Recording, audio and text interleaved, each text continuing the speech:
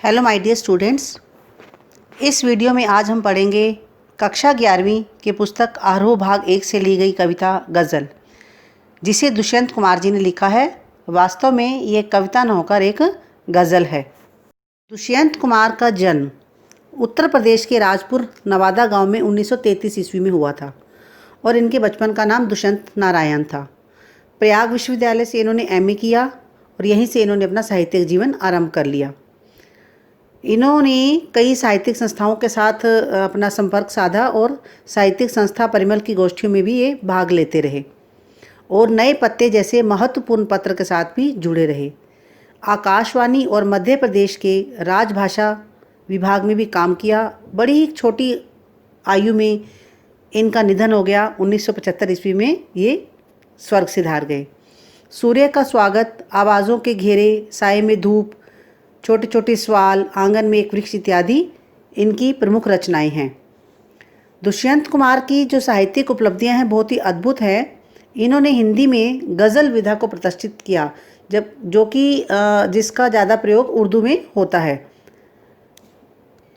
इनकी गज़लों में तत्सम शब्दों के साथ साथ उर्दू के शब्दों का भी काफ़ी प्रयोग मिलता है। यह गज़ल साए में धूप गज़ल संग्रह से ली गई है। वास्तव में गज़ल को कोई शीर्षक नहीं दिया जाता, इसलिए यहाँ भी शीर्षक न देकर गज़ल को गज़ल कह दिया गया है।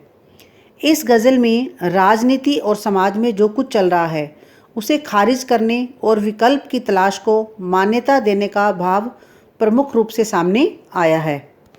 कवि राजनीतिज्ञों के झूठे वायदों पर व्यंग करता है कि वे हर घर में चिराग उपलब्ध कराने का वायदा करते हैं, परंतु यहाँ तो पूरे शहर में एक भी चिराग नहीं है।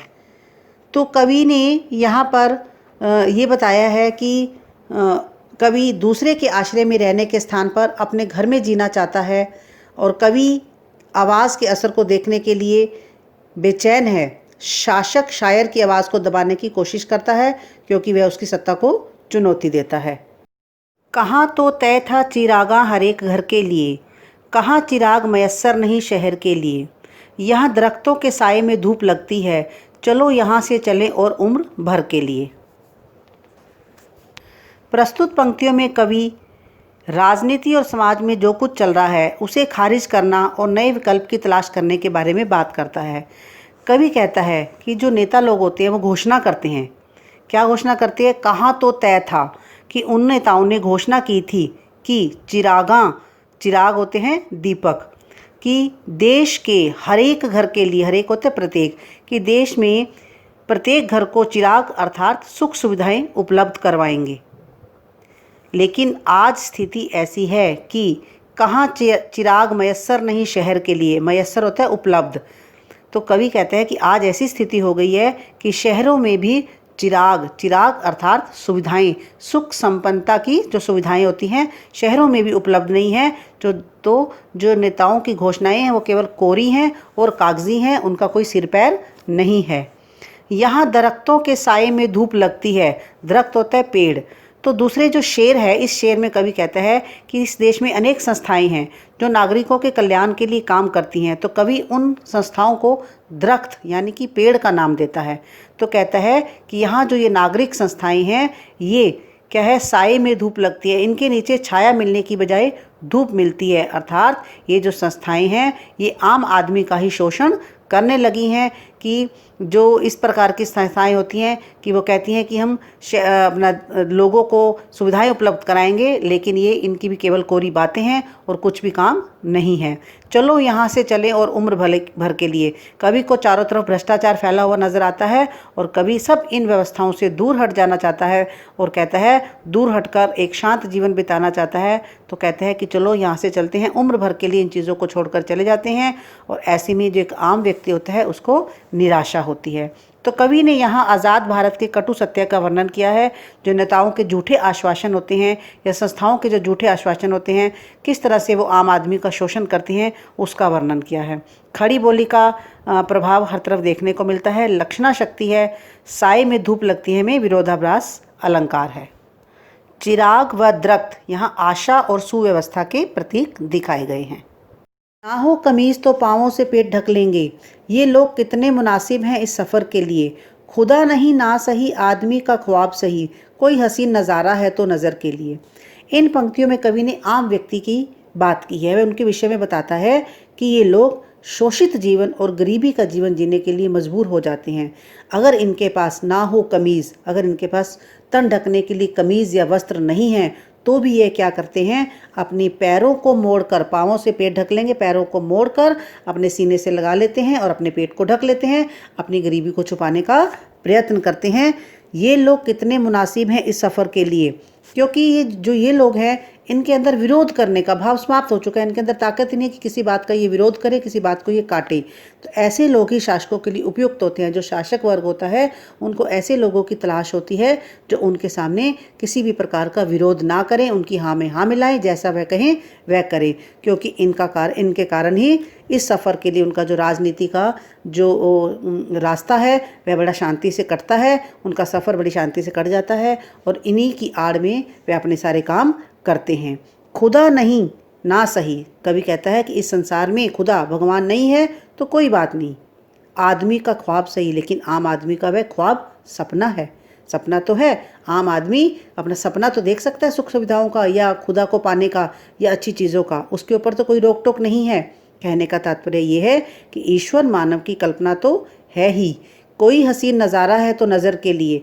इस कल्पना के ज़रिए उसे आकर्षक नज़ारे या दृश्य देखने को मिल जाते हैं और इस तरह से उसका जीवन कट जाता है। वह सुख सुविधाओं को बेशक प्राप्त नहीं कर सकता, लेकिन एक सुंदर दृश्य, एक सुंदर भाव, एक सुंदर मन लेके अपना जीवन काट लेता है। तो इस तरह से कवि ने इसमें उर्दू मिश्रित खड़ी बोली का प्रयोग किया है और पाँवों से पेट ढकना एक नई कल्पना है। वे मुतमईन है कि पत्थर पिघल नहीं सकता, मैं बेकरार हूँ आवाज़ में असर के लिए। कवि आम व्यक्ति के अंदर विश्वास की बात बताता है। आम व्यक्ति को विश्वास है कि जो भ्रष्ट व्यक्तियों के दिल जो होते हैं वे पत्थर के होते हैं। वे मुतमईन, वे आश्वस्त हैं कि पत्थर पिघल नहीं सकता, कि जो ये पत्थर दिल के होते हैं ये कभी पिघल नहीं सकते, अर्थात इनके अंदर किसी भी प्रकार की इमोशंस नहीं होती, संवेदनाएं नहीं होती, भावनाएं नहीं होती। कवि को इसके विपरीत इंतज़ार है। मैं बेकरार हूँ, कवि बेचैन है आवाज़ में असर के लिए, कि इन आम आदमियों के स्वर में एक असर हो, एक इनकी आवाज़ बुलंद हो, एक क्रांति की चिंगारी हो। और इनकी आवाज़ जब बुलंद होगी, आम व्यक्ति संगठित होकर विरोध करेंगे तो भ्रष्टाचार और भ्रष्ट व्यक्ति समाप्त हो सकता है। तेरा निज़ाम है सिलदे ज़ुबान शायर की, ये एहतियात ज़रूरी है इस बहर के लिए। निज़ाम होता है शासक, सिलदे बंद कर देना, ज़ुबान आवाज़, शायर की कवि। कवि कहते हैं, कवि शायरों और शासक के संबंधों के बारे में बताता है। जो शायर होते हैं वह सत्ता के खिलाफ लोगों को जागरूक करता है, तो इससे क्या होता है, सत्ता को क्रांति का खतरा लगता है। तो इस स्वयं को बचाने के लिए शायरों की जुबान आवाज़ को, अर्थात कविताओं पर प्रतिबंध लगा सकते हैं कि जो शायर लोग हैं वह भ्रष्टाचार को या भ्रष्ट व्यक्तियों को सामने ले आएंगे, इसलिए वे उस आवाज़ को बंद कर देते हैं, उस आवाज़ को रोक देते हैं। ये एहतियात ज़रूरी है इस बहर के लिए। एहतियात होता है सावधानी, बहर होता है शेर का छंद, जो ये गज़ल के शेर है उसका छंद। तो कवि कहता है कि गज़ल के छंद के लिए इस बंधन की सावधानी बहुत ज़रूरी है, और उसी तरह शासकों को की भी अपनी सत्ता कायम रखने के लिए विरोध को दबाना भी बहुत ज़रूरी है। जिए तो अपने बगीचे में गुलमोहर के तले, गुलमोहर एक प्रकार का फूलदार पेड़ होता है, पेड़ का नाम होता है। मरे तो गैर होते अन्य, कि गलियों में गुलमोहर के लिए, गली होते रास्ते।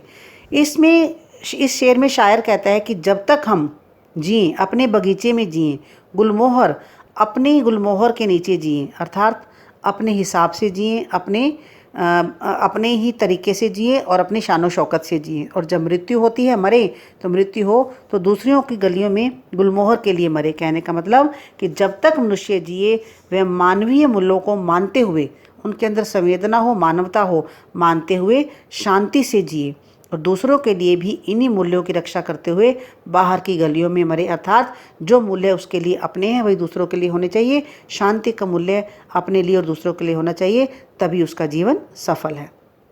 पत्थर पिघल में अनुप्रास अलंकार है और कवि सामाजिक क्रांति के लिए बेताब है, ताकि वह मानवीय मूल्यों का संस्थापक और रक्षक बन सके। गुलमोहर एक प्रतीकात्मक अर्थ है और उर्दू शब्दावली युक्त खड़ी बोली का कवि ने प्रयोग किया है। मैं और तू की शैली बहुत ही प्रभावी बन पड़ी है। तो इस तरह से कवि ने बड़ा ही एक सुंदर वर्णन किया है कि किस तरह से कि आम व्यक्ति संगठित होकर अपनी आवाज़ को बुलंद करके एक शोषण का विरोध कर सकते हैं। Thank you so much all of you.